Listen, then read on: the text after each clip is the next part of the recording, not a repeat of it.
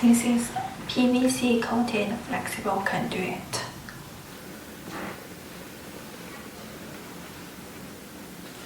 And this is the squeeze connector straight type.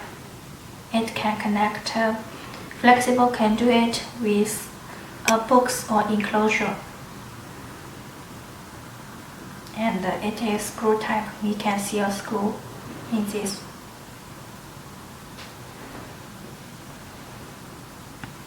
Now I will show you how to fix this conduit with a box.